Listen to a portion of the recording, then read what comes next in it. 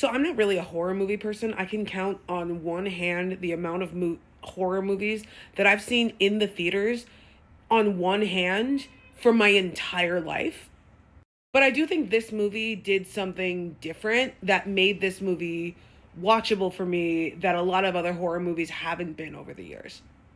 So for those who don't really know me, hi, I'm Christine. I have a really hard time with horror movies. I didn't grow up like desensitized to them. I didn't watch a lot of them. I wasn't allowed to watch a lot of them. And I grew up very religious. So there's just a lot of things like in the horror genre that I definitely didn't have access to. And yeah, I'm sure a lot of it was like my upbringing. Like there were just a lot of things that I wasn't allowed to watch. But also, I have a really overclocked like jump scare meter. That's the best way that I can say it.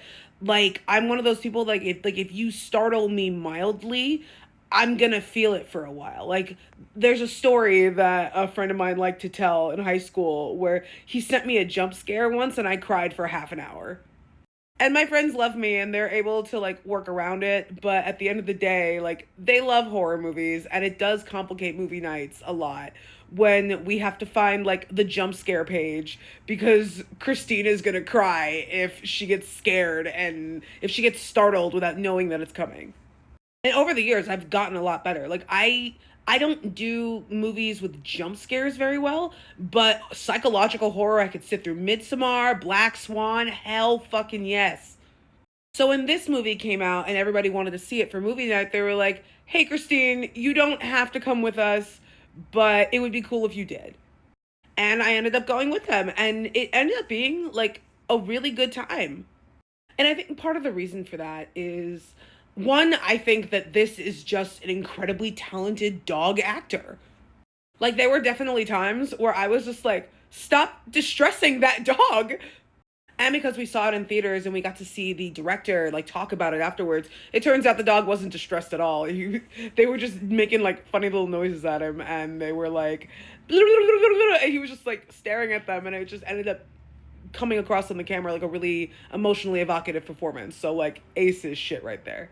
But this movie didn't rely on jump scares so much, which is why I was able to watch it. Like at the end of the day, this was just a story about a dog trying to make sense of the very mundane illness that was happening to his owner.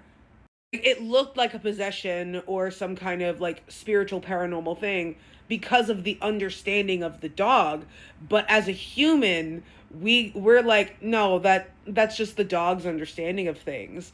And it ended up being like a really sad movie. Like I came home and I hugged my buddy like nothing else. And then we got to meet the dog, which was great. I was sitting in the front row and I think there was like candy in my bag that he was smelling, so he kept trying to like go for my bag. So I had to like pull it up. But at the same time, I'm like, he was such a cool, chill, well-behaved dog. He was awesome. And considering that I'm a person who like doesn't do well with horror movies, I can read horror books. It's really just the jump scaring. This movie doesn't do a lot of that. So it was like this was a much better experience for me than watching like probably like a more conventional horror movie from the perspective of like a regular human. And because I handled this pretty well, I'm actually like my friends are gonna like start introducing like more horror movies to me in a way that I'm gonna be able to handle it because I'm so sensitive to jump scares and stuff. And there's different resources for people who are like not jump scare people. Like if somebody is bringing a horror movie to movie night, they will generally go on where's the jump dot or I'll go on where's the jump.com, find the movie, and then I know like the timestamps and like a general understanding of like what that scene is. That way when something does jump out at me, at least I know it's coming and I'm like ready. But this movie didn't need any of that. Like it was able to be scary and it was able to get its point across without having to resort to that kind of scare, so to speak. So like I really liked this movie. I'm pretty sure it's on Netflix now. Go watch it if you can.